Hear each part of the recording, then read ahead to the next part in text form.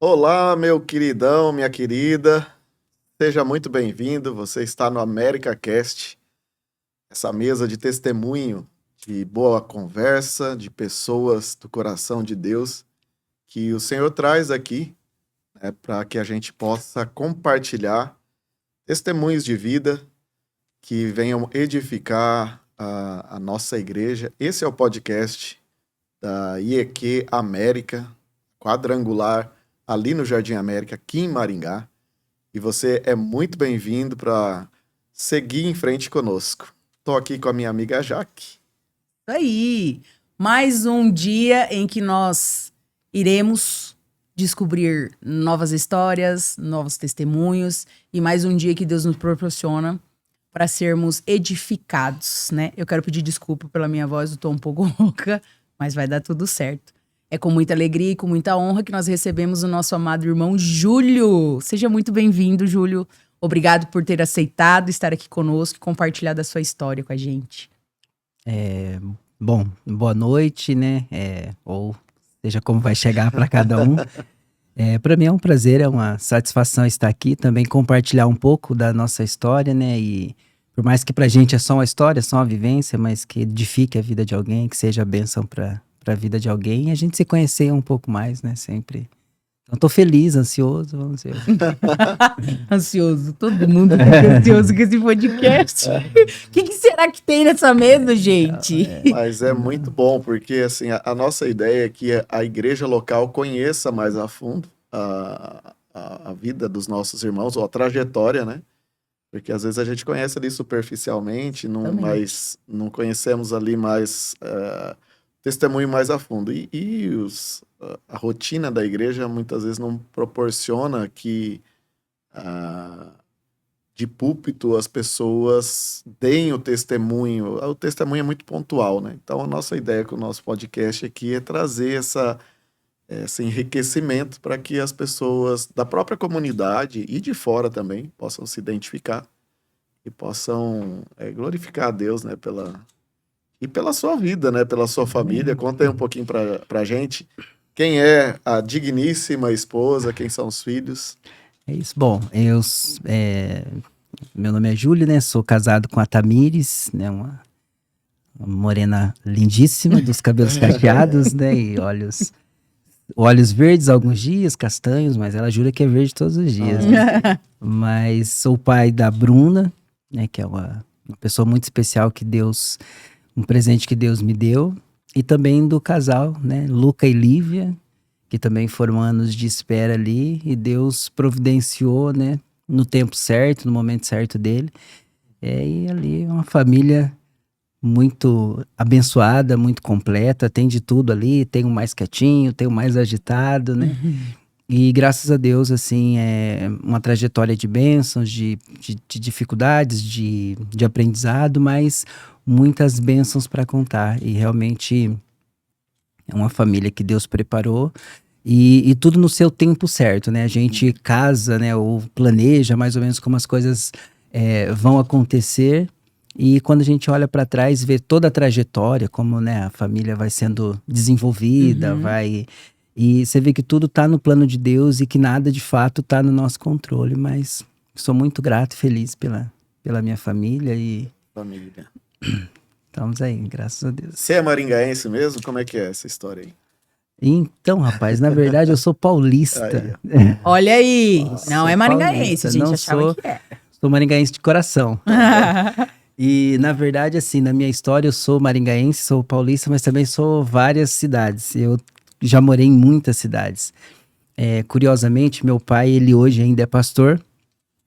E ele começou a vida de pastor muito... quando eu era muito novo, né? Meu pai começou a ir para a igreja, eu tinha 7 anos de idade. E depois ele, né, mudou muitas vezes, então eu conheci muitas cidades. Mas eu nasci na cidade de Piracicaba, no interior de São Paulo. Já moro no Paraná desde os meus 10 anos, mais ou menos, 11 anos, acho que é. Mas eu me atrapalho um pouco com as datas, então. Mas mais ou menos entre 10 e 11 anos, perdi o sotaque, né, de Piracicaba, que tem um pouco puxado pro caipira. Então, nasci na cidade de Piracicaba, a gente, quando mudou pro Paraná, morei em Itapejara, que é pertinho de Cianorte, ali um pouco pra frente de Cianorte, dá uns 120, 130 Conheço lá. quilômetros. Boa parte da minha família veio de lá. Itapejara, joia rara, como diz a música da cidade. Aí depois a gente mudou pra Campo Mourão, aí eu morei em Campo Mourão, mais ou menos uns 2, 3 anos, aí a gente mudou pra Cianorte, aí depois eu mudei pra Astorga, aí quando eu estava em Astorga eu tava saindo ali da adolescência, quer dizer, tinha acabado de entrar na adolescência e coloquei na cabeça que eu tinha que trabalhar. Aí em Astorga não conseguia serviço, né, por ser tão novo, né, e eu achava que já era um sofrimento, que crise, não consigo emprego.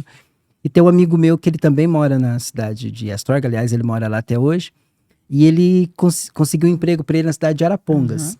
E daí eu fui lá em Arapongas e consegui emprego também, apesar de ser próximo de Astorga, não dava para eu ir e voltar todo dia. E daí eu comecei a morar com ele lá, a gente alugou uma casa com outros amigos, depois eu fiquei um tempo ali em Arapongas, mas fiquei mais ou menos uns 7 meses. E daí depois eu vi que eu tava novo demais pra estar tão sozinho, né? Tinha uns 16, 17 anos. E daí eu voltei pra casa dos meus pais. E quando eu voltei, eles já não moravam em Astorga, eu morava em Sarandi, na cidade de Sarandi. Aí fiquei em Sarandi até que eu conheci a Tamires e Deus abençoou. Me casei, daí sim mudei pra Maringá. E daí desde casado, casei em 2006. Parece que foi esses dias, mas 20 anos já se passaram. E daí eu cheguei em Maringá, e começou a minha história em Maringá desde 2006 que eu me casei, e daí eu não saí mais, mas tem toda essa trajetória por várias cidades. Veio então aí meio como Abraão. Desbravador. Desbravador. Foi desbravando devagarzinho, um pouquinho em cada lugar, né, Júlio? Isso assim, eu dizendo das cidades que eu morei. Dentro dessas cidades já há várias casas, né? Por exemplo, lá em Campo Mourão eu morei numa casa, depois ele foi na igreja em outro bairro, a gente mudou de bairro. Eu lembro que depois da quinta série, nunca mais eu comecei e terminei um ano na mesma escola. Eu começava, no metade do outro ano eu mudava, na metade do outro ano eu mudava. Ô, Júlio, já que você entrou nesse assunto, eu tinha pânico de mudar da escola. Você não teve dificuldade, então, nessa época? Você sentiu alguma dificuldade, alguma limitação? Poxa, de novo eu vou ter que sair, de novo eu vou ter que aprender, conviver com pessoas diferentes, novos amigos, novos lugares? A mudança, sim, as primeiras, sim, sempre é mais sofridas, depois você acaba se acostumando um pouco, com tantas vezes que se repete. Mas eu até brinco, assim, que quando vai chegando no final do ano, eu sinto uma certa melancolia ali no começo de dezembro, que eu acho que é um resquícios desse momento. Uma coisa que eu sempre amei era a escola. Eu era aquele aluno que sempre, quando tinha greve, que daí os professores tinham que repor, eu era o que chegava lá ia na aula, não tinha ninguém ia para reposição de aula, eu ia, porque eu queria até, você já passou, não precisa ir mais, eu continuava indo, porque eu sempre amei estar na escola. E quando encerrava as aulas, já era para mim um momento de tristeza, que daí, de fato, eu não podia ir para a escola, porque eu tenho muitos irmãos, a gente é em 6 irmãos, né, do meu pai e da minha mãe, 6 irmãos, eu tenho 2 irmãs mais velhas, depois eu e depois outra irmã. Então eu fui ter um irmão, para ter um pouco mais de proximidade, já uma diferença muito grande de idade. E as minhas irmãs tinha entre elas e eu ficava muito sozinho. E então, assim, fazia com que eu gostava mais ainda de estar na escola. Então eu já tinha essa melancolia quando eu terminava as aulas. Aí quando você firmava, construía os seus grupos sociais, né, tudo ali, aí tinha que mudar. Aí, então, sempre tinha essa tristeza de quando eu tinha que mudar, né? Sempre tinha essa não digo uma tristeza, né? Eu era criança, não exatamente, mas uma melancolia, um certo de desprender.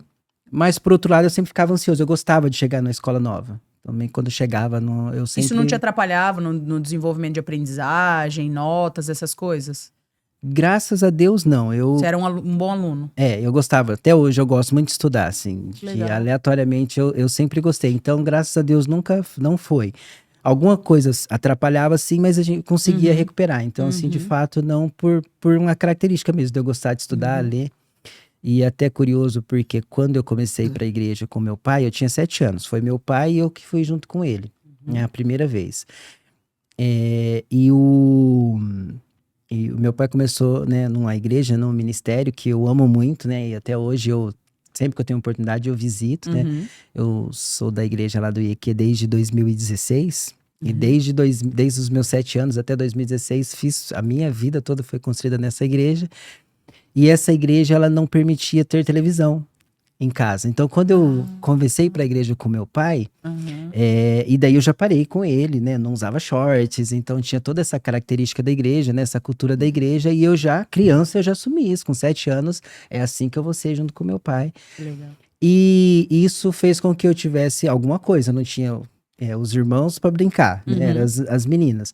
Por eu ser bonzinho, né? Meu pai tinha um certo zelo de proteção. Meu pai e minha mãe, eles também não gostavam que eu brincasse na rua com as crianças. Então, quando eu saía na rua para conversar com algum adulto, ficar ali na calçada, ou quando eles estavam ali. Isso fez com que eu fosse, durante a minha infância, /adolescência ali, eu gostasse muito de ler. E daí eu acho que também esse de ler muita leitura, de ler muito, assim, me aproximou de estudar, de gostar de estudar. Então, acho que isso também acabou refletindo ali, ajudando eu. Você criou uma disciplina, né? Aí você acabou. Então, assim, o livro para mim era como se fosse um amigo mesmo, assim. Então eu tinha, e daí essa fase aí, hoje eu tenho muitos livros lá que eu ainda não li, né? Perdi esse hábito no caminho. Mas eu tinha, e qualquer livro, se eu soubesse que alguém ia jogar um livro, ou queria desfazer, eu falei, não desfaz, me dá. E todos os livros que eu tinha, eu lembro de uma época que eu tinha, que pra mim na época era muito, né? Hoje eu vejo que nem é tanto assim, mas eu lembro que eu tinha 120 livros, porque Nem eu cataloguei, escrevi o nome de cada um, e tinha lido todos, não tinha nenhum que eu não tivesse lido. 120 E eu tinha livros. tudo escrito, os nominhos dos livros, cada um que chegava eu colocava de novo pra eu saber. E eu tinha um carinho, tinha alguns que eram velhos, que não tinha capa, que não... E uma vez a minha mãe ainda chegou, isso aí eu também já estava um pouco mais perto dos 17 anos ali. E a minha mãe fez uma limpa, que ela falou assim, a mãe deixou só os livros mais bonitos. E pra mim não tinha livro bonito, eu gostava de todos, o que tava sem capa, o que tá... Então foi uma ruptura, assim, eu sei que eu precisava, né? Tinha uns Que livros dó. lá que não... Mas pra mim, eu tinha, principalmente algumas histórias, assim, você tinha muito apego por elas, pelo personagem, pela história. Então, assim, pra mim era como se fosse um amigo. É isso que eu ia falar, você perdeu seus amigos? né? Perdi meus amigos, foi muito triste ali. Gente, Né? que dó. Então, mas são histórias ali, né? Bem interessante como... Você foi uma criança calma? Eu era calmo, muito calmo. Até hoje eu sou Tímido? muito tranquilo. Tímido não? Tímido, muito tímido, assim, e até pela cultura. Eu peguei, assim, um misto da cultura mais antiga com a atual, né? Então eu tinha, assim, muito respeito, né? Tenho até hoje, mas muito respeito com os adultos. Aí não tinha muita criança da minha idade, mas era com as minhas irmãs. Então acabava que eu tinha muita timidez. Só que, por outro lado, quando eu comecei para a igreja com meu pai, como também não tinha muito esse de brincar com a molecada, eu acho que eu criei um certo amadurecimento também muito cedo. Né? E daí eu comecei também a conversar e desenvolvi muito mais conversa e diálogos com adultos. Sim. Então meu pai ia visita, eu ficava sentadinho na sala ouvindo eles conversar. E daí, normalmente meu pai saía para alguma coisa, a pessoa puxava a conversa comigo. Então eu comecei, e daí isso me soltou um pouco mais. Mas ainda assim eu fui muito tímido durante muito tempo.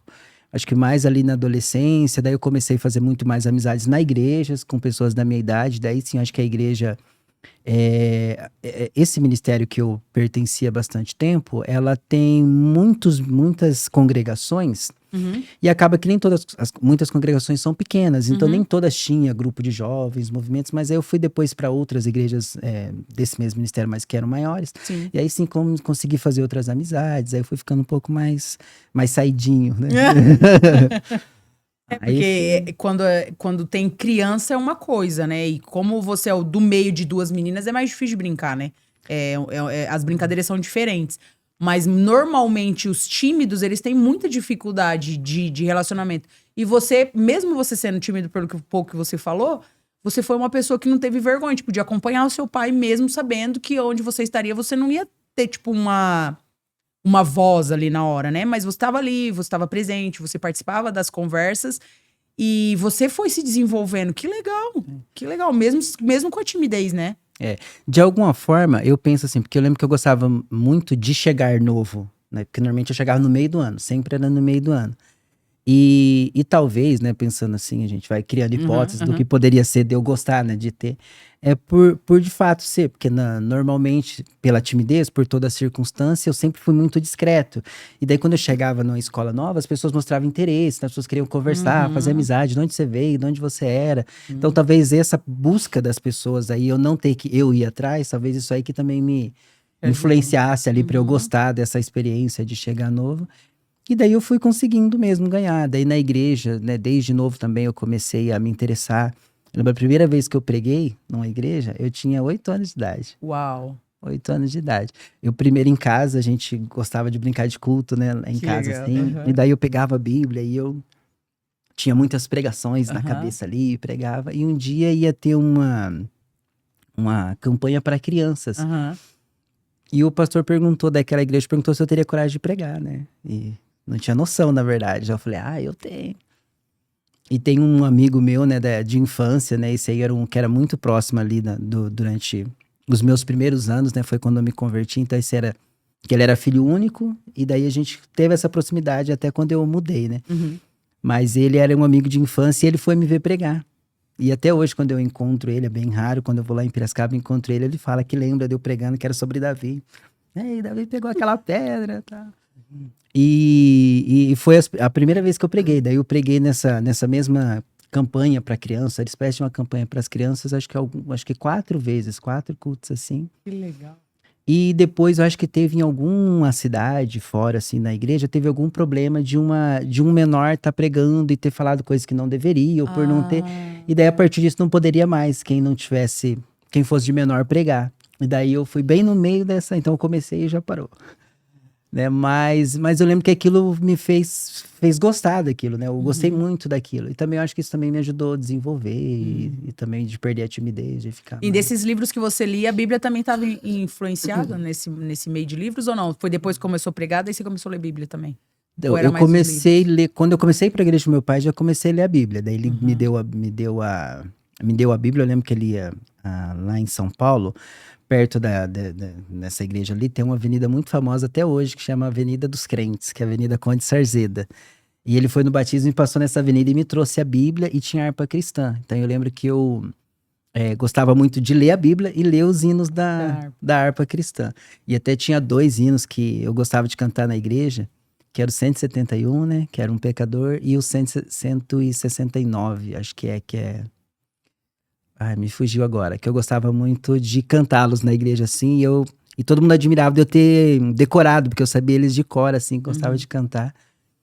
E daí, mas desde quando eu comecei, eu aprendi a ler com 7 anos na escola, que a gente fazia a primeira série com 7 anos, acho que mudou diferente hoje. De agora. E daí eu lembro que na primeira série você aprendia a ler, escrever e fazer as 4 operações da matemática. Então eu aprendi a ler, eu já gostava de ler qualquer coisa. E foi nessa época que eu comecei a ir pra igreja. Daí eu ganhei a Bíblia, então a Bíblia já estava ali nos primeiros. Eu lembro que eu ganhei depois um livro do meu pai, de capa amarela, que era meu livro de histórias bíblicas. E ele narrava, tipo assim, toda a história da Bíblia, né? Não no mesmo contexto da igreja, então numa linguagem que ficava ainda mais simples para mim. E daí, a partir de então, eu sempre gostei muito da Bíblia, de livros sobre a Bíblia, então sempre ouvir pregação. Hoje em dia não é muito comum, mas era ouvir pregação, Como que foi pro seu pai te ver pregando com 8 anos? Ele sendo pastor? Então, e quando eu fui, assim, ele ainda era obreiro, não era nem... Mas ele sempre gostou. Ele já gostava, assim, porque eu era o companheiro dele. Porque eu comecei pra igreja com ele. Até o testemunho, assim, do meu pai começar a ir pra igreja foi uma experiência muito importante, assim, da vida dele. E eu comecei com ele desde o início, mas o restante da minha família não foi. Foram depois de 1 ano. E daí, desde sempre eu estive com ele. Então, já era essa referência ali de ser o parceiro dele da igreja. E daí era muito comum, também mais comum do que hoje, a gente orar no monte. E daí ele ia e me levava também, porque era o companheiro dele. Daí nem sempre tinha outras pessoas. Então, ia eu e ele.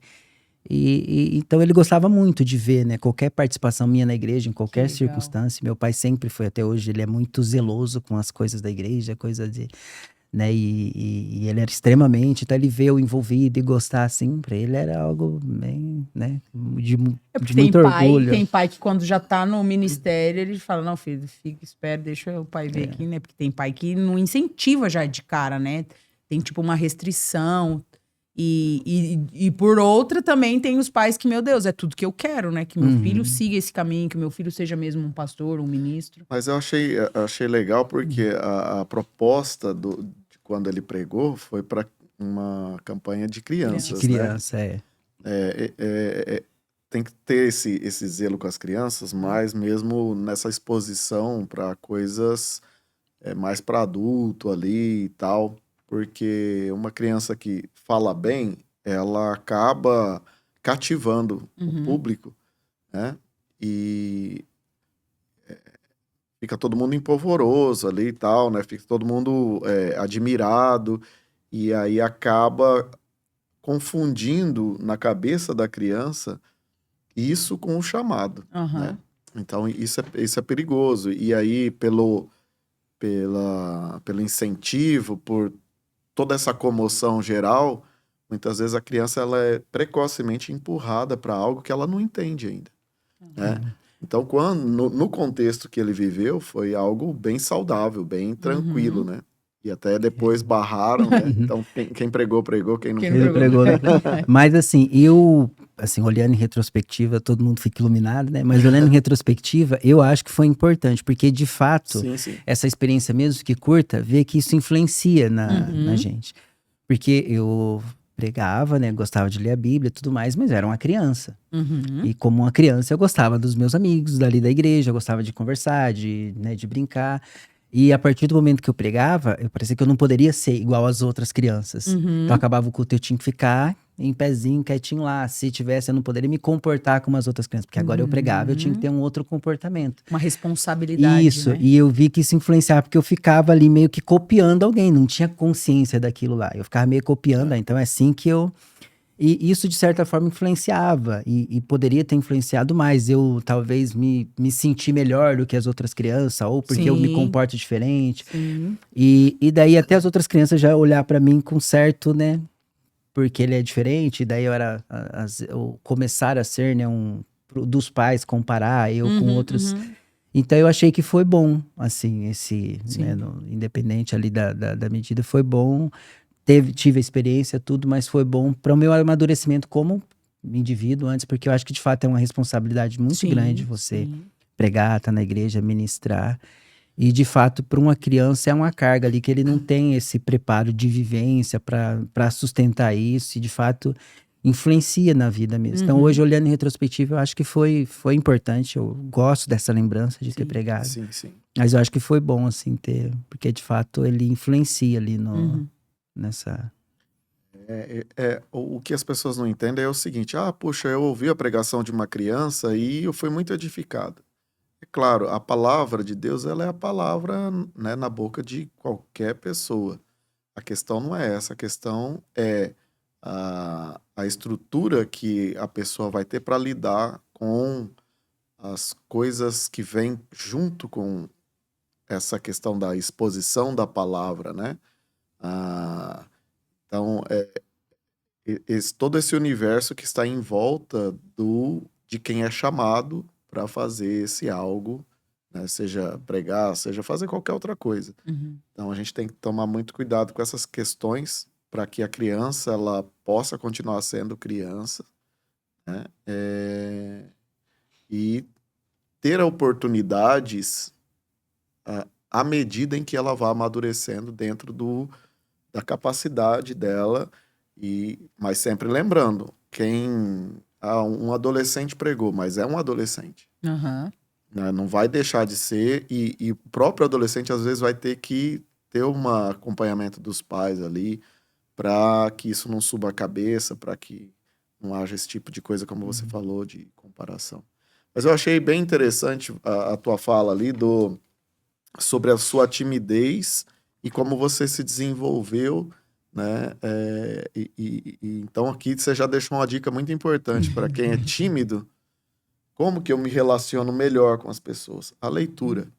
A leitura traz essa articulação, traz entendimento em várias áreas, que te dá uma firmeza para você poder abrir a boca e conversar sobre variados tipos de assunto, né? Uhum. Mesmo que não seja você quem vai puxar o assunto, assunto, mas, é verdade. né? Então, é muito legal isso aí. Muito legal mesmo.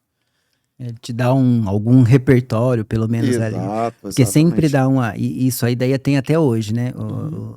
O meu trabalho lá mesmo, a gente tem diferentes públicos, né? Diferentes tipos de pessoas. E você sempre tem aquela expectativa que alguém vai chegar com um assunto que você não vai saber o que fazer, o que, né? O que continuar. Mas a leitura, de fato, a experiência, a vivência toda vai te dando algum repertório mínimo ali para Exatamente. você fugir da timidez e se sentir seguro. E daí, com o tempo, você vai se sentindo seguro mesmo de Uhum. porque a timidez tem a ver com certo, né, pelo menos falando da minha experiência, tinha a ver com certo sentimento, um complexo de inferioridade, de que você era, né, para se colocar naquele ambiente. Então tinha, Uhum. no meu caso, tinha também essa. E com o tempo você vai sentindo essa segurança, que não, que quando você fala as pessoas paravam para te ouvir também, que tinha sentido as coisas que você falava, Uhum. né, ou também era engraçado, então você também era igual a outra pessoa que estava falando e essa segurança ali também eu acho que é uma coisa que vai foi influenciando ali também. E daí é isso. Eu acho que o que mais me ajudou, né, além desse repertório ali, foi os amigos, a igreja. Eu acho que foi uma oportunidade também ali que eu tive, porque na igreja você tem um grupo ali que te dá essa segurança de alguma Uhum. forma, né? E eu acho que no meu caso também me ajudou bastante ali para melhorar. Às vezes agora eu tenho que dar uma segurada. Ligou o microfone pro pregador e já era, né? Não tem. E a adolescência ali, esse período aí, você se lembra, assim, onde, como foi, as lutas que você enfrentou ali, o que você pode contar para nós? Ah, foi um período muito. Eu tenho muitas lembranças, né, da minha adolescência ali. Foi bem esse período, então eu tinha essa vivência. Quando eu falei, comecei a ir pra igreja com meu pai aos 7 anos, aos 10 anos, mais ou menos aos 10 anos, eu tinha 10 anos quando a gente veio embora pro Paraná. E, e por toda essa minha experiência já na igreja, essa proximidade na igreja, eu tinha muita consciência cristã do que como a gente deveria se portar, como deveria ser, né? Como a Uhum. gente é a vida de um cristão.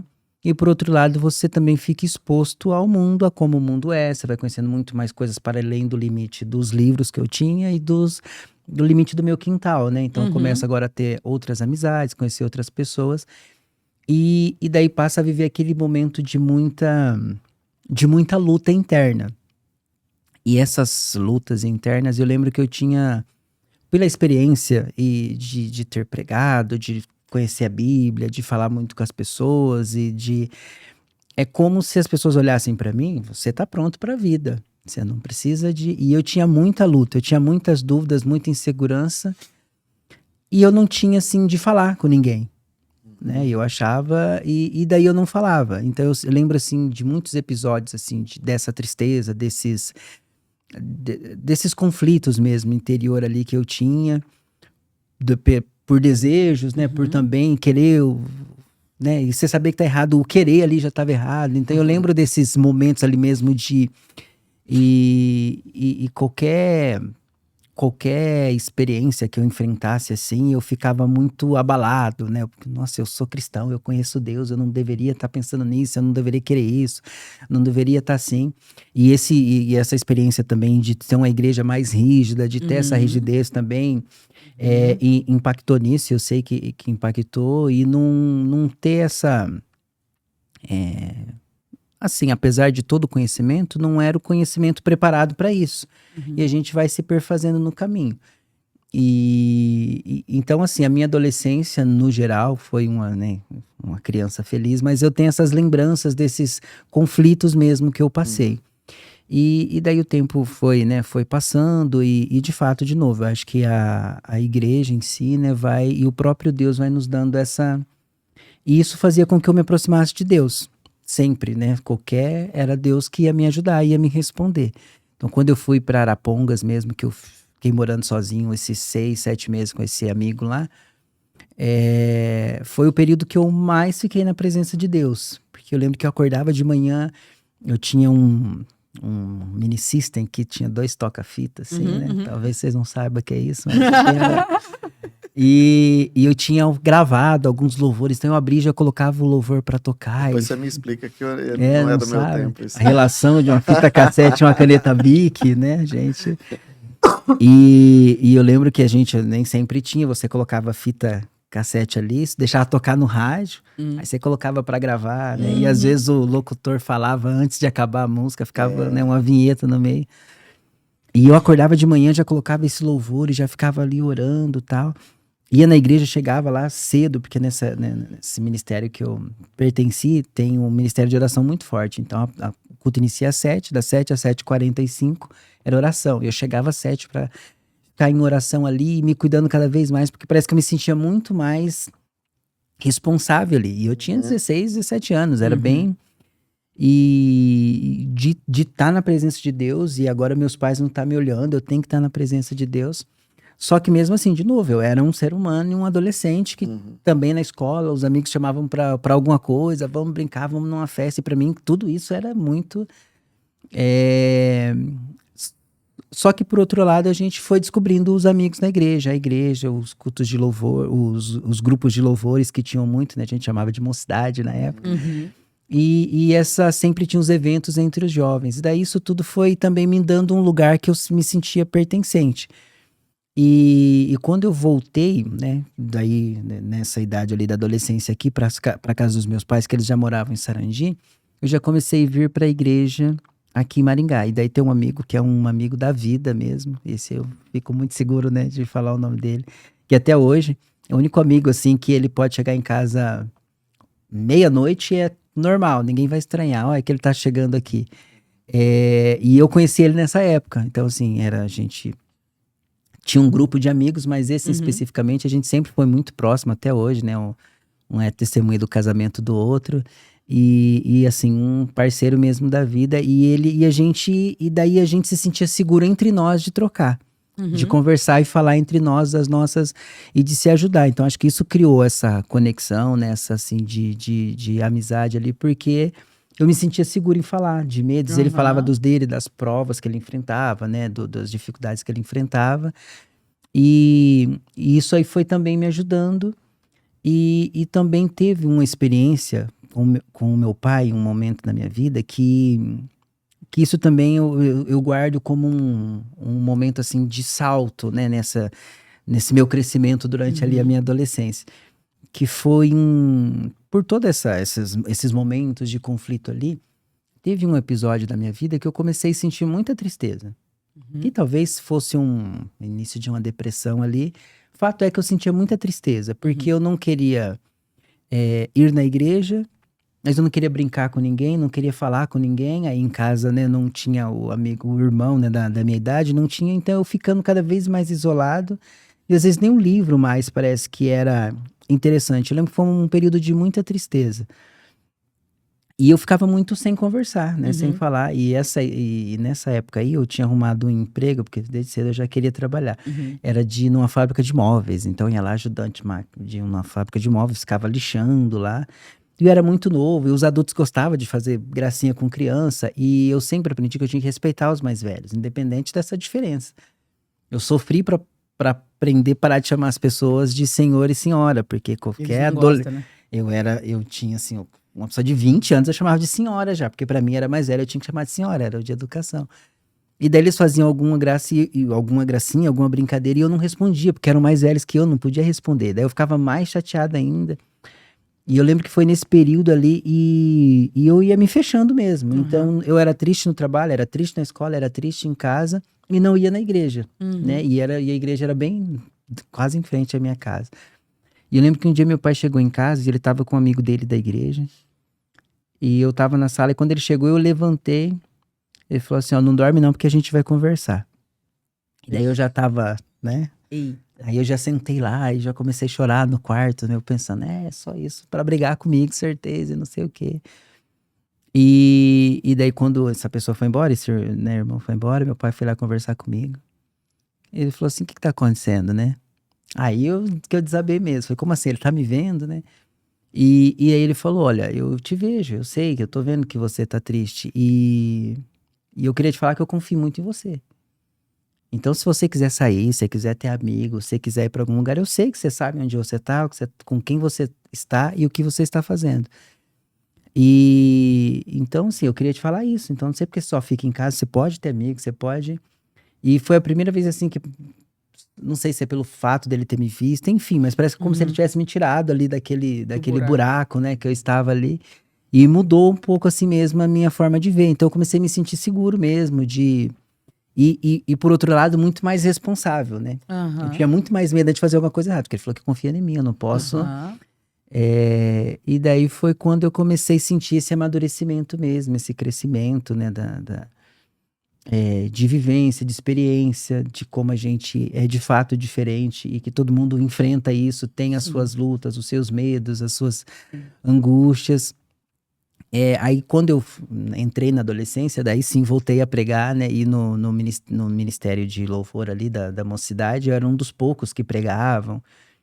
E então quase sempre que tinha alguma coisa, a gente ia, um grupo de jovens ia visitar outra igreja. Já que vocês vieram, não tem alguém de vocês que prega? Daí sempre era eu que pregava, tá?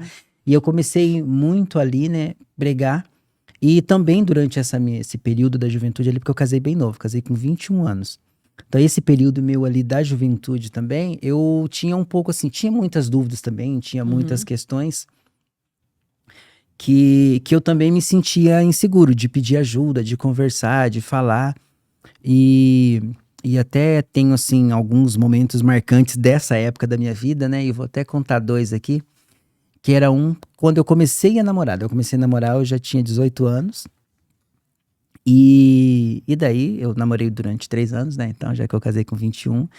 E eu trabalhava em uma fábrica de costura nessa época. E aí essa empresa era uma facção que chamava, que era só oficina, né? Sim. E era uma coisa muito hypada, mas depois foi entrando em declínio. Então começou a passar por uma crise. A gente recebia o pagamento parcelado, já era pouco e quando recebia. E foi bem nessa parte ali já de jovem, então, né, 18, 16, eu entrei com 17 anos, então entre 17 e 19 anos, que era preparando, querendo casar, querendo e não tinha nada, né, não tinha E eu me lembro que um dia eu fui na igreja, tava muito assim, falei, meu Deus, né, você vê como que é a cabeça do jovem, né, gente, aos 18 minha vida tá perdida, né, o primeiro emprego, porque eu tô no emprego, não vou conseguir mais nada. E eu fui na igreja e daí Deus, né, pregou e tal, mas parecia que Deus, né, igual Elias, né, apareceu Deus no vento e Deus não estava no vento. Aí eu não via Deus, parece que não estava em nada. E quando terminou o culto, já tinha terminado o culto, né, parece que Deus não falou comigo hoje. Aí era uma irmã que pregou, né, irmã Maria, né, e ela chegou e falou assim pra mim, depois que terminou o culto, Deus falou pra mim que tem uma bênção muito grande na sua vida material. Aí eu falei, né, amém, né? Falou, né? E daí quando foi no outro dia eu fui trabalhar e daí saiu o pagamento. Eu falei, olha só, será que é? E chegou lá, pagou de novo só um pedaço do pagamento, que não tinha tudo tal. Aí eu lembro que eu cheguei muito em casa, muito angustiada, assim, aquela tristeza. Aí eu fui dormir, né, à noite eu não saí, fui dormir. E quando eu acordei de manhã pra ir trabalhar, assim, eu falei, não vou nem... O jeito que eu acordei, eu só escorreguei, dobrei o joelho, Deus abençoe, abre a porta, me clareia, né, tá. Aí me arrumei pra sair pro trabalho. Quando eu cheguei no portão, falei, não, vou voltar pra Deus falar alguma coisa comigo. Eu peguei a Bíblia e abri. Aí eu abri em João 3. Aí tava escrito lá, se eu vos falei das coisas terrenas e não crestes, como crerá se eu te falar das espirituais? Mas aquilo lá foi um soco no estômago, né? E daí, e de fato, parece que foi um momento assim que eu aprendi que além da grande mensagem daquilo tudo, a sua vida terrena é uma parte da sua vida. Né? Isso aí é uma parte, eu tenho controle sobre tudo isso. O principal são as espirituais. E se você está tendo dificuldade na parte que é a mais lógica, que é a tangível, que é como vai, né, das espirituais. Mas o principal foi que parece pela primeira vez, né, apesar de toda a vivência ali na igreja, e orar no monte e tudo, de que Deus fala comigo. De que eu podia externar para Deus a minha angústia. E Ele ia me responder. duro, ou, né? Mas ele iria me responder. Então, acho que também fez parte desse amadurecimento ali na adolescência para a juventude, da minha relação com Deus mesmo. De que nem sempre eu precisava desabafar com alguém, para alguém me aconselhar, mas que Deus estava ali. E Deus ia preparar. Então, assim, acho que a minha adolescência foi marcada por isso aí, mas esses grandes momentos ali que foi me alçando para esse amadurecimento. E claro, né? É um período do amadurecimento da juventude, mas a gente até hoje vai aprendendo, Sim. vivenciando. Mas foi nunca como tá uma virada pronto. de chave, né? Foi. Tipo, eu não preciso esperar de ninguém. Pera lá, Jesus fala comigo aqui, eu pedi, ele respondeu, né? Foi tipo aquela chavinha que virou ali, né? É bem isso. E Não esperar nada de ninguém, saber que a gente pode chegar e ele vai falar com a gente, né? Independente da forma que a gente tiver, né? Ele vai falar. É bem isso. Mas essa história tá muito espiritual e agora nós vamos subir mais espiritual ainda. Você que já atropelou ali, mas nós não vamos deixar. Vai desatropelar.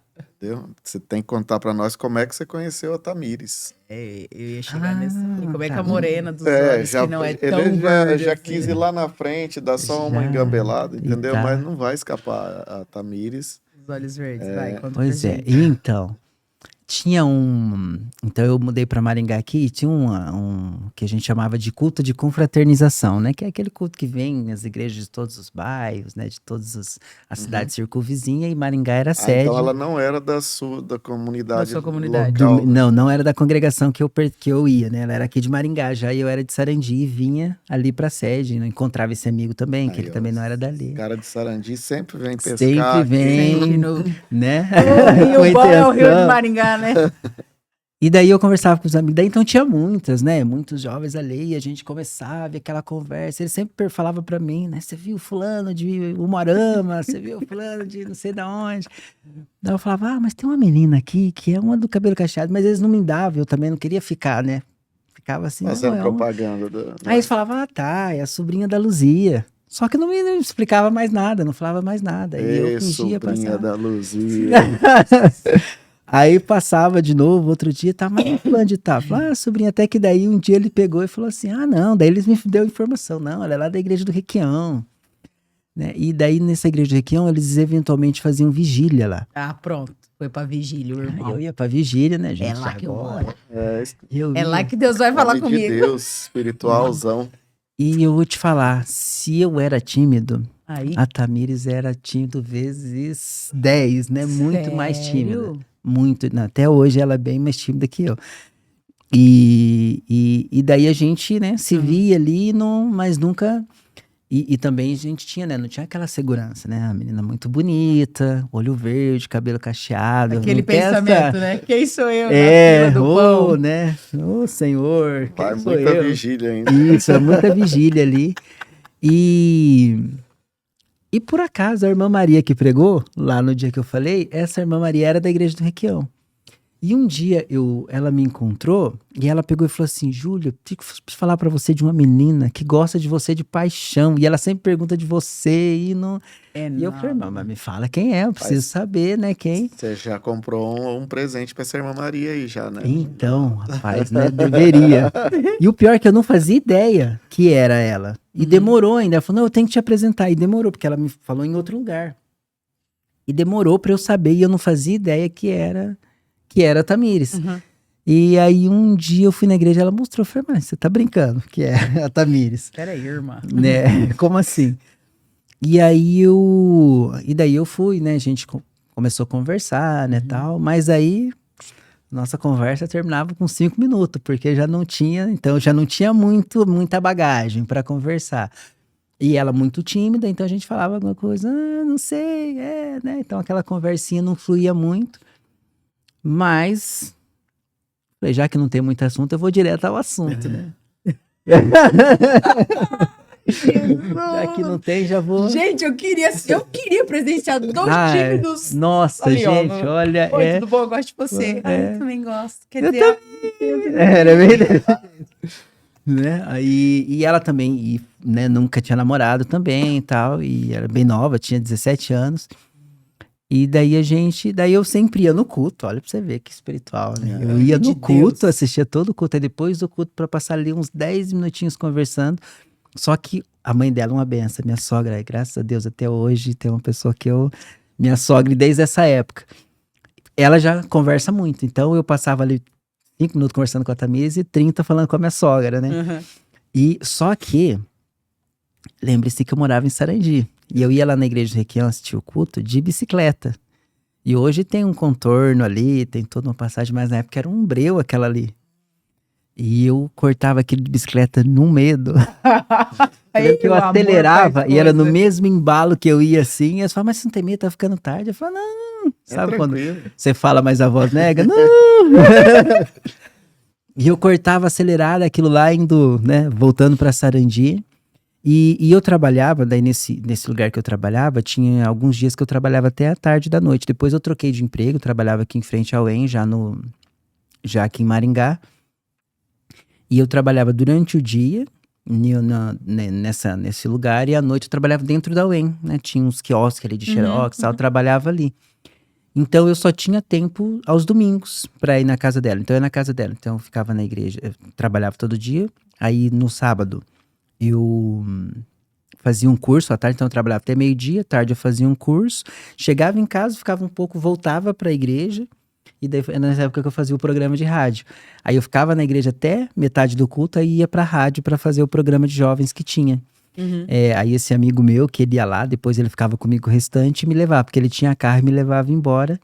E eu ia no domingo na casa dela. Então a gente ficava lá de manhã um pouco, almoçava e ia pra igreja, que era o ensaio de jovens, né, do culto da mocidade, que era no domingo à noite, e essa era a nossa... E foi a nossa rotina durante bastante tempo ali, até que um dia ela falou, vamos casar? Então ela que falou pra mim primeiro, Oi? vamos casar. Pera. A tímida que te pediu em casamento? Ela que falou, vamos casar. A gente já namorava, já Alô, tava Tamires. noivo. Falou com Tamires, agora você fez eu ficar com vergonha de mim mesmo. Foi. Ela falou assim, vamos. E daí eu fingi que já Sério? tava nos meus planos. Pois eu ia te falar isso mesmo. Que bom que você tocou Ah, nesse Tamires, ó. assunto. Ele nem tava nos planos, mas ele usou. Foi. Fui, aproveitei o embalo e daí eu lembro quando eu contei, porque assim, teve esse período, porque eu era muito presente em casa, então teve aquele período de, meu pai e minha mãe vai ver isso, minha mãe vai negar, mas de ciúme da minha mãe ali, porque eu comecei, porque agora eu passava muito pouco tempo em casa, porque era trabalhando, era na igreja e era na namorada, né? Então houve aquele período de ciúmes ali e tal. E eu lembro quando eu fui falar com meu pai, né? Pai, eu vou casar. Pai, meu filho, que bênção. E você tem quanto pra casar? Eu tenho um sonho, tenho fé, Eu pai. tenho um sonho e tenho muita fé. E o meu salário chega parcelado. Chega parcelado. Nesse momento eu já tinha trocado, né? Já ganhava o salário pelo menos Casar completo. parcelado, Ainda pai. era pouco, E tá mas não tudo era certo. parcelado. E eu lembro que foi até interessante, né? Daí eu começo a falar com os amigos, né? Olha, eu vou casar e tal. E era muito interessante, que daí um amigo chegava e falava assim, ô Júlio, você já tem o fogão? Eu falava, fogão, rapaz, eu Que preciso isso? ver com a Tamires, mas fogão não tem não. Não tinha nada. Júlio, você tem geladeira? Rapaz, geladeira. Olha Geladeira isso eu aí. acho que não. Deixa eu ver, geladeira, né? Geladeira não. Rapaz, você acredita que a única coisa que a gente comprou, porque eu já tava me sentindo mal de não comprar nada. Eu comprei um jogo de cozinha. E o resto, tudo eu ganhei. Tudo. Que bênção. Inclusive a festa, inclusive tudo a gente ganhou. É. Então eu casei assim na minha casa, já tinha tudo. Aí até depois que eu casei, depois que eu tava em casa, aí eu recebi a visita. Não, eu vim aqui, né? Eu vim aqui pra te visitar e pra ver o que você não ganhou pra eu te dar de presente. Daí depois, ainda que faltava o sofá, eu ganhei o sofá. Daí foi depois que eu ganhei a geladeira. Então, assim, Que bênção. foi, graças a Deus, uma providência, e a nossa vida, né? É de histórias de providência de Deus. Sempre, quando a gente imagina que não, ele vai provendo e As e coisas aí, acontecem mesmo com quem o pessoal quer se livrar o mais rápido possível. quer, Os vai, amigos, já. vai. O que Vai. você precisa? Ah, Vai. vou te- A gente brinca, mas assim, como Deus investe, né, na idealização dele. Ele criou a ideia de casamento é dele. Aham. Então ele usa mesmo as pessoas para abençoar ou dar condições para que esse casal ele prospere junto, né? E são vários relatos assim, e é interessante a gente ter testemunho dessa maneira, porque às vezes eu cito isso, né, de púlpito, nas pregações, e às vezes os jovens ficam meio assim, será que é isso tudo? É o pastor que quer casar a gente e tal. Não, é real mesmo, isso acontece. É bem real. Cada jovem precisa viver isso, que quando ele dá o crédito àquilo que Deus tem, especialmente na área da família, as coisas vão começar a acontecer. Não vai ser da forma como a gente espera. A experiência de ninguém é igual do outra pessoa, mas a pessoa vai saber que é Deus movendo ali. E quando que você considera assim que foi o seu encontro com Jesus, assim, algo que veio assim, foi... É uma excelente pergunta. Porque assim, na cabeça parece que eu sempre, né? Mas de fato, no começo eu comecei para a igreja com meu pai, e era porque eu ia na igreja com meu pai. E aquele ambiente eu já gostei desde da primeira vez mesmo. Eu gostei daquele ambiente, quis estar ali, então era muito mais por um hábito de estar, por ter gostado. E eu lembro que eu comecei no monte com meu pai. Comecei no monte com meu pai, e eu lembro de um dia especial que a gente foi no monte, e foi vários irmãos. E esse lugar que a gente ia orar, né, lá em Piracicaba, ele era tipo um morro, e a gente era um limpo lá em cima, assim, a gente ficava ali, né, orando. E aquele dia foi um dia atípico, um dia, assim, diferente, digamos assim. E daí eu lembro que, de repente, um dos irmãos que estava ali com a gente, ele levantou e falou assim, irmãos, eu vou embora. Eu falei, não, como assim você vai embora? Não, eu vou embora. Eu falei, não, irmão, mas você vai embora, né? Não tem sentido. A gente veio junto, vai voltar junto, né? Você vai voltar ali, né? Não... E ele falou assim, não, irmão, eu vou embora. Eu falei, não, irmão, vamos falar. Daí ele pegou e falou assim, não, eu tava orando ali e eu vi alguém falar pra mim assim, ó, para de orar na carne. E eu olhei e só tava o irmão aqui do meu lado. Aí o outro irmão falou assim, irmão, pelo amor de Deus, misericórdia, eu tava orando, eu não... E não falei, né?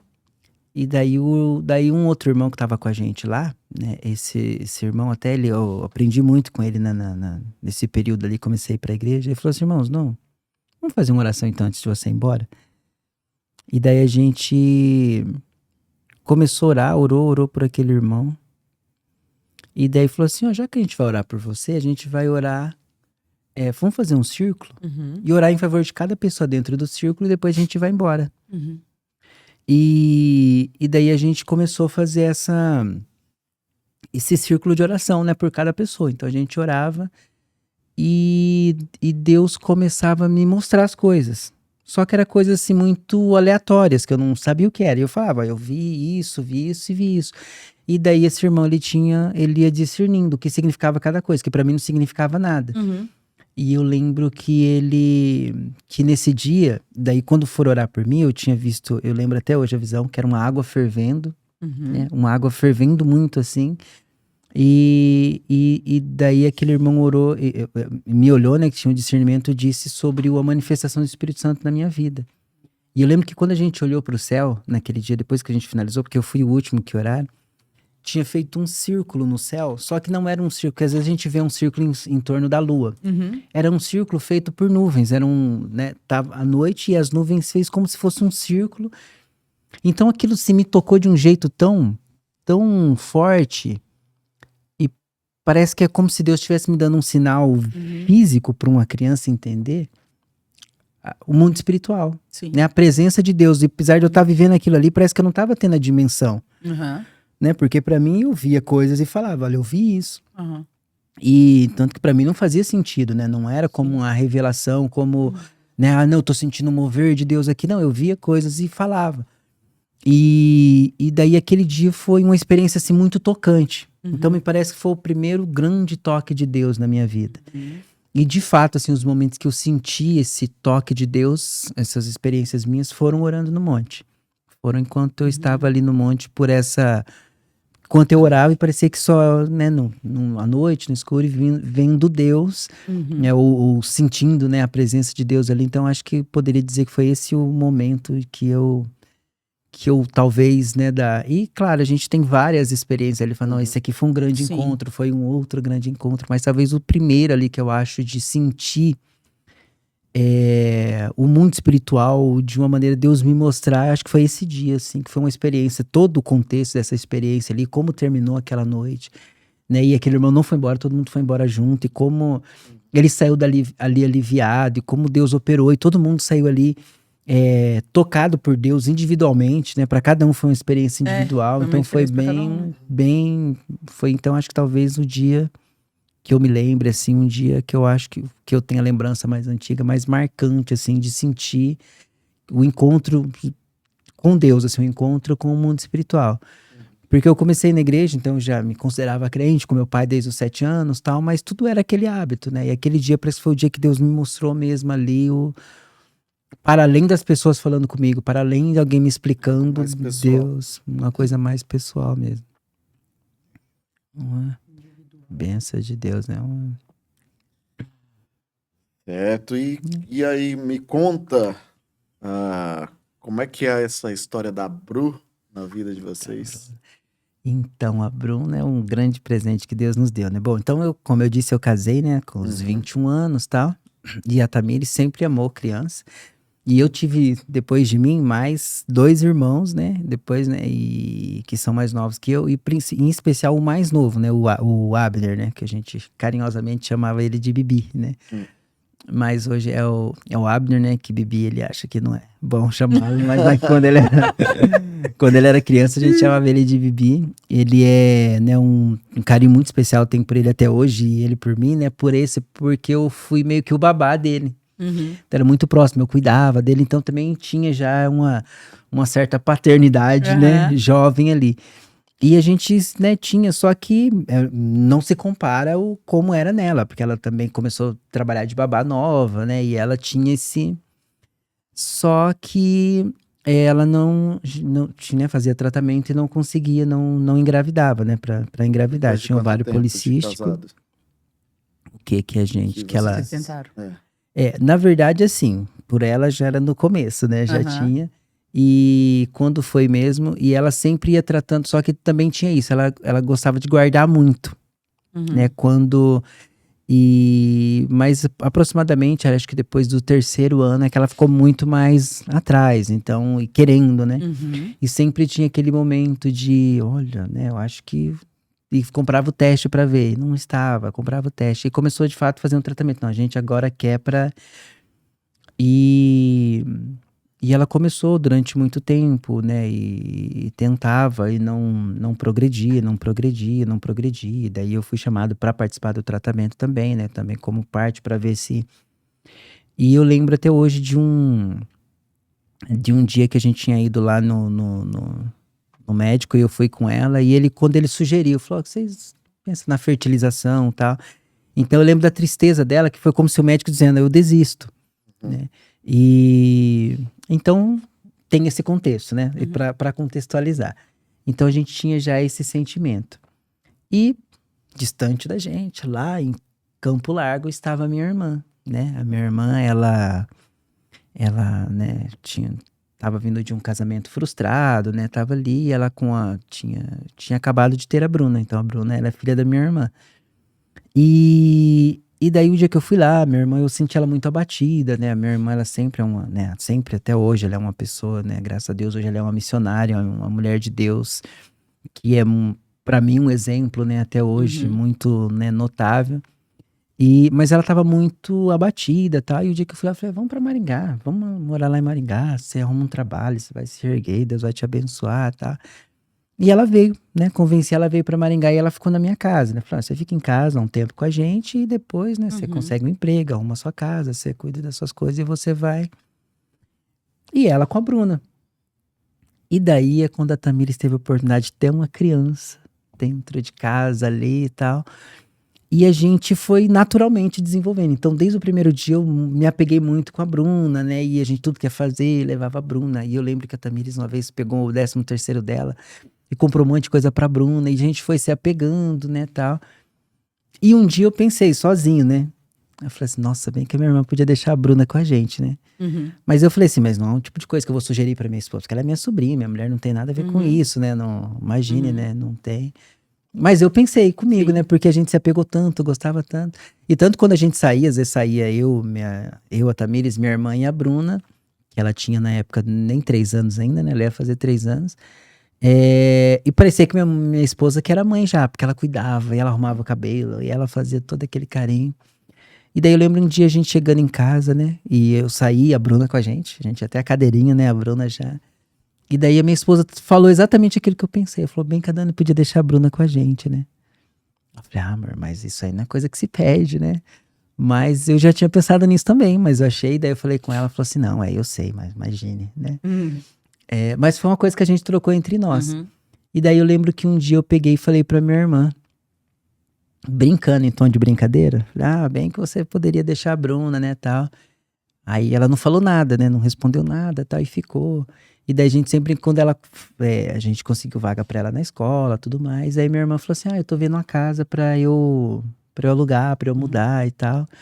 E foi aquele momento de apreensão, Ah, meu Deus. né? Gente, né, a Bruna vai embora, né, minha irmã vai embora e tal. E foi chegando perto do momento dela ir embora, a minha irmã me chamou pra conversar e me deu uma carta. E dela falou assim, olha, eu não posso te dar, Bruna.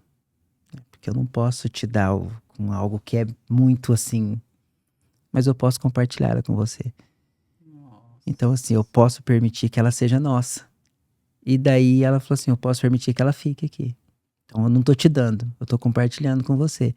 Tanto que as pessoas não entendiam, né? Como que tinha essa proximidade, não teve briga, não teve nada, não era ela. E daí a Bruna ficou com a gente. E daí sempre tinha, no começo ela daí os finais de semana na casa da minha irmã, né, tal. E foi ficando isso. Tanto que até hoje chama chama as duas de mãe, minha esposa e chama a minha irmã de mãe. Até quando a gente saía, falava mãe, as duas olhavam, né? Era sempre.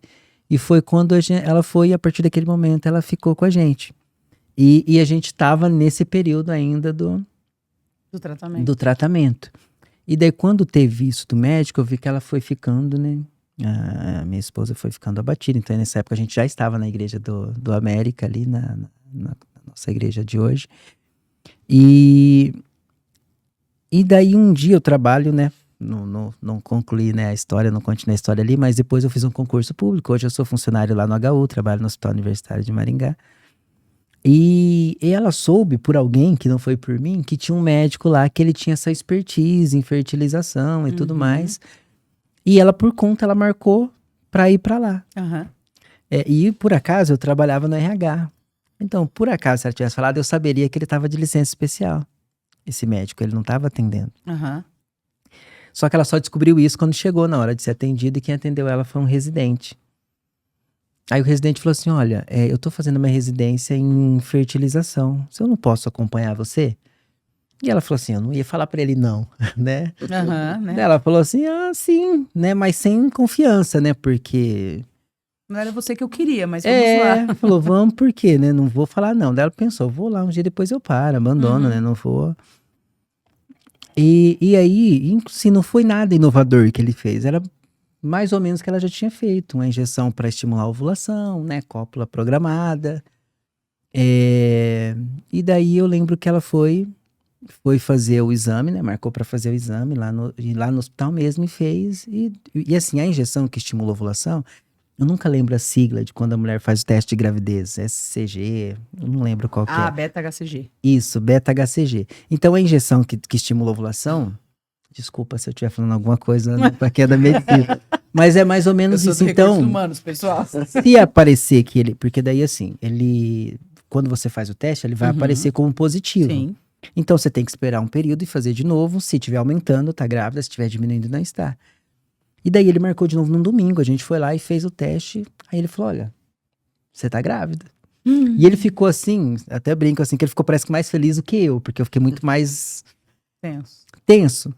E, né, doutor, que a gente já conversou muito com ele sobre isso, inclusive, com esse médico, né, porque hoje ele atende de vez em quando lá no HU, daí ele sempre pergunta, né, minha esposa manda às vezes foto dele, das crianças pra ele. que também acho que foi um dos primeiros casos dele, a gente ficou meio desconfiado. Falou, será que esse residente sabe o que ele tá falando, né? Então a gente ficou meio naquela fé com incredulidade. E ele muito empolgado, muito assim, né? Vocês já estão. E ele queria fazer ultrassom já dela. E daí eu lembro que a gente foi lá na imaginologia, tem uma enfermeira que até hoje ela trabalha lá, ela falou assim, o que você vai fazer? Eu falei, vou fazer ultrassom. Ela falou, você não vai? Você não sabe fazer? Você, né, não vai fazer não, isso, você não vai marcar o dia que é o médico da imagem vai vir aqui e vai fazer. Tava porque ele tava muito emocionado, ele já queria também, e a gente ficou meio desconfiado. Daí na segunda-feira era o dia do PG, inclusive, eu lembro que eu fui pro PG, e ela não foi, todo mundo falou, Tamires não veio, porque nunca a gente no PG que ela não fosse, que era o PG ali na casa no PG Corinthians na época, né, e daí ela foi fazer o exame, né, então eu tive que fazer todo o PG sem contar pra eles, e ansioso, o que será que deu? E ela tinha o convênio no Santa Casa, ela foi lá, e daí ela chegou no final do PG, toda feliz. Aí eu lembro que a gente ia entrando, então assim, pra todo mundo que ele ia contando, era choro, né? Daí a gente chegou na casa da minha sogra, não sei o quê, olha, faz alguma coisa pro seu neto. Aí minha sogra, aí começou a chorar, aí minha cunhada. E amigos dela de sempre, porque assim, a gente casou... Mas já no exame já viram que era gêmeos ou não? Não, ainda não. Ah, meu Jesus. Ainda não.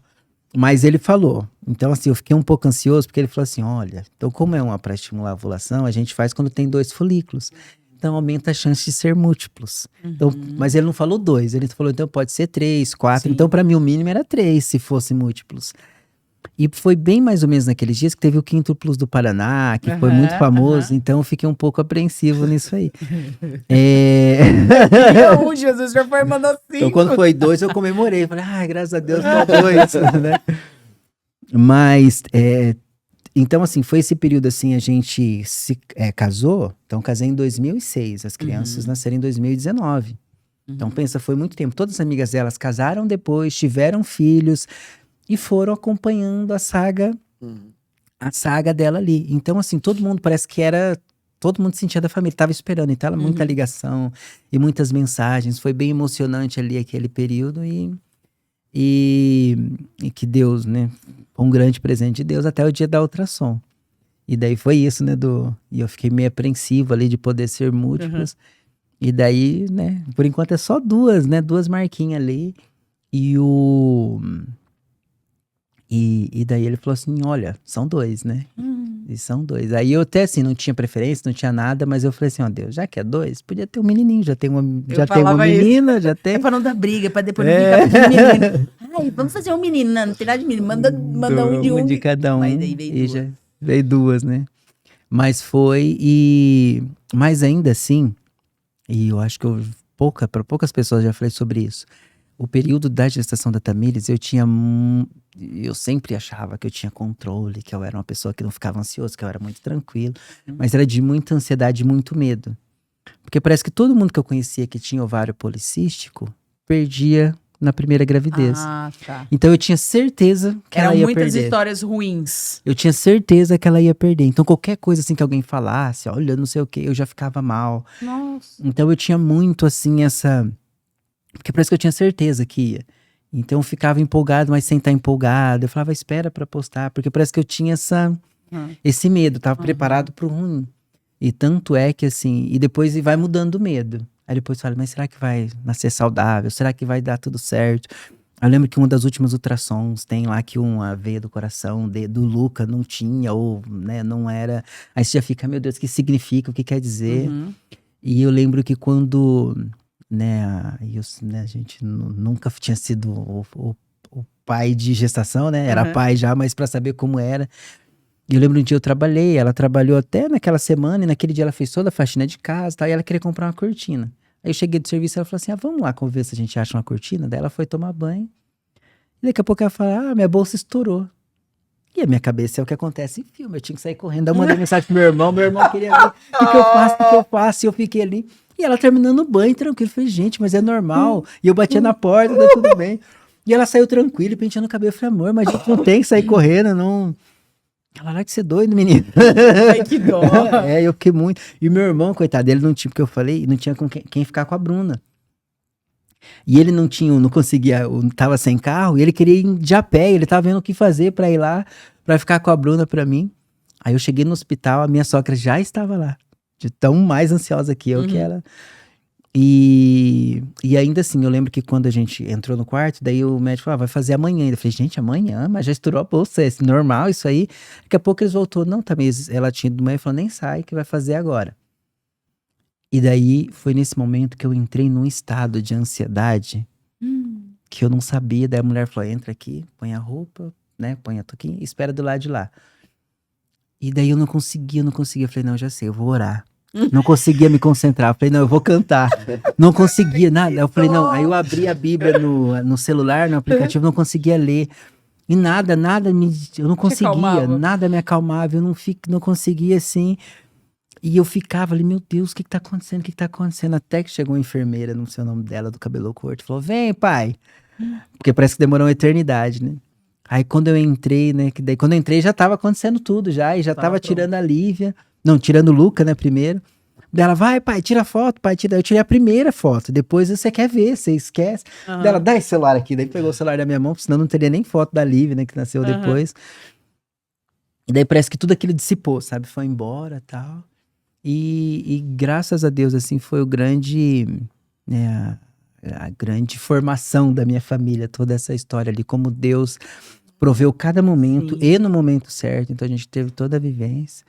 E hoje as minhas bênçãos, né? Uma com 14. Linda, né? E o casalzinho, né? E depois ainda, quando foi ver, era um casal, né? Que já resolveu tudo, certinho. Né? Deu certinho. E hoje estão com 7 anos eles e 14 a Bruna. E são as bênçãos lá da minha casa. E graças a Deus. E cada um com a sua personalidade, com o seu tipo, mais agitado, mais tranquilo, né?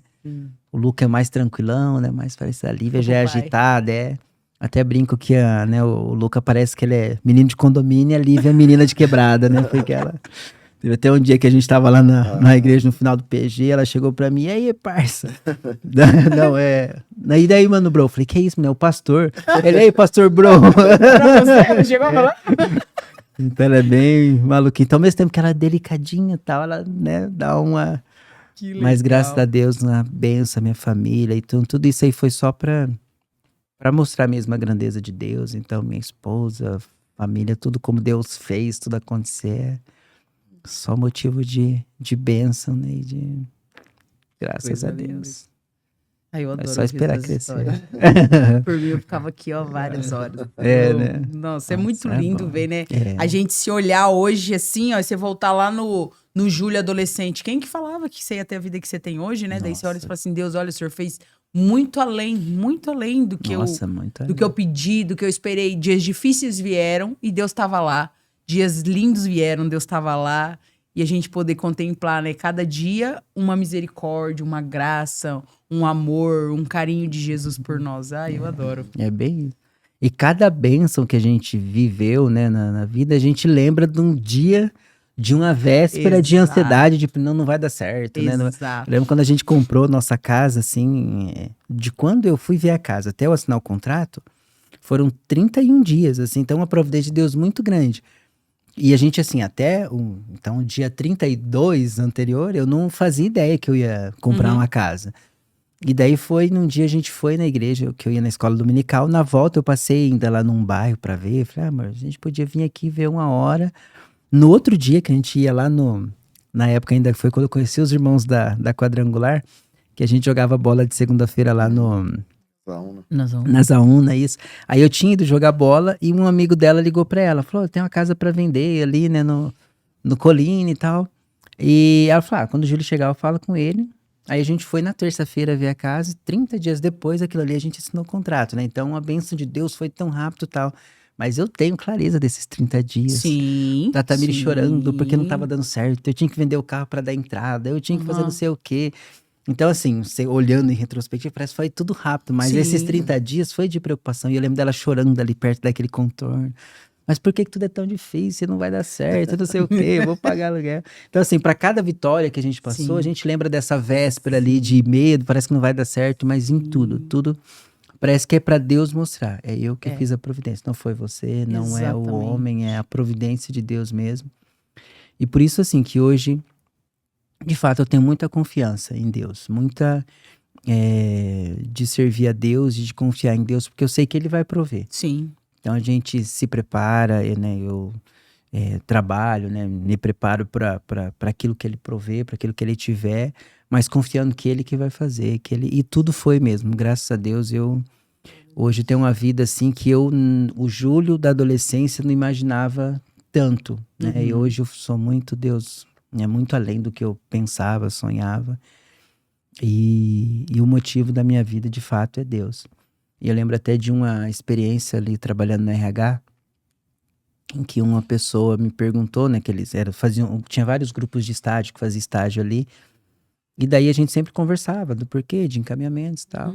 Aí a pessoa falou assim, então, mas você tem um olhar humano, assim, para algumas coisas e tal, e falou ali, o que você atribui de chegar, né, de pensar assim, de ter...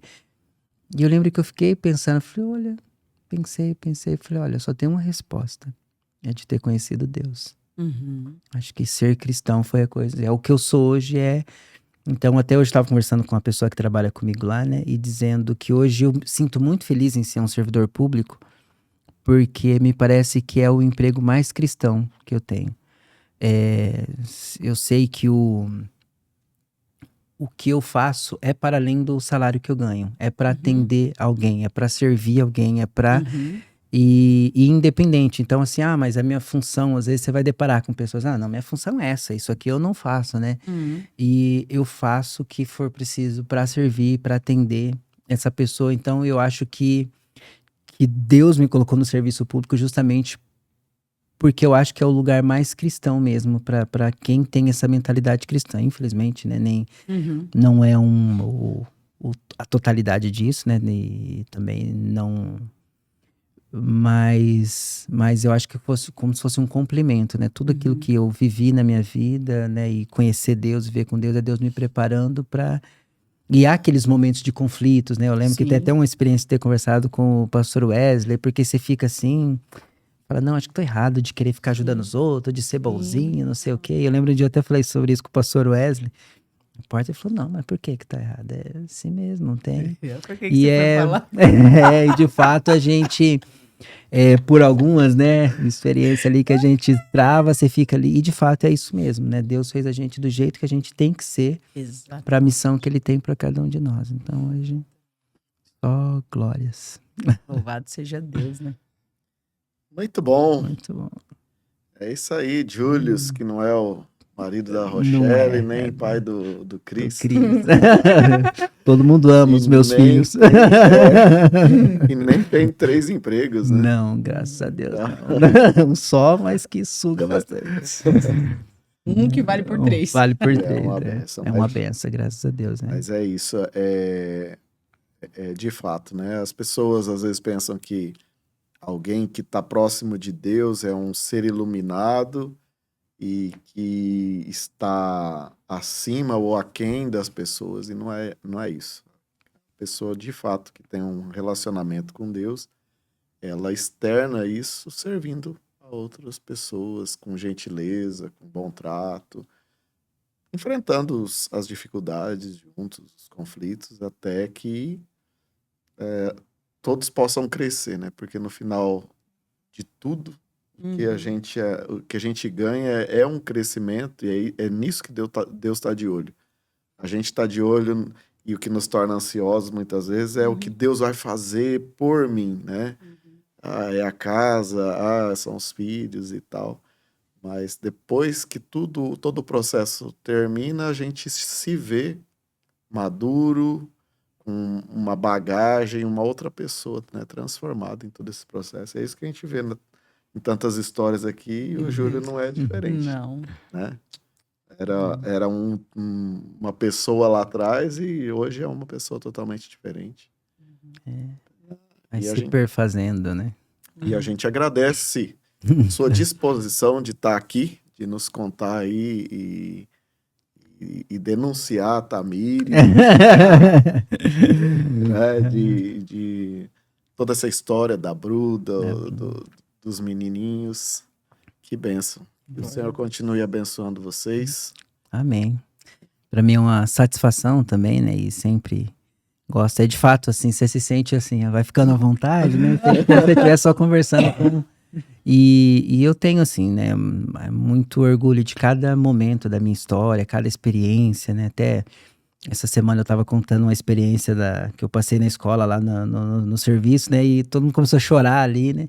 E nem era. O propósito era só de um momento que era no começo engraçado, né? E depois terminou emocionante. E de fato foi.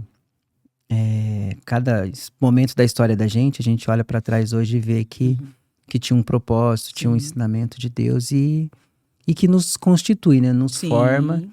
E independente de tudo aquilo que a gente vive, tudo aquilo que a gente faz, conhece, a gente nunca está de fato pronto para tudo, né? Deus ainda, Sim. para a prova de amanhã, ele ainda está me preparando, né? E para depois de amanhã. Só que as vitórias também conhecidas nos dá segurança, que ele vai prover também Sim.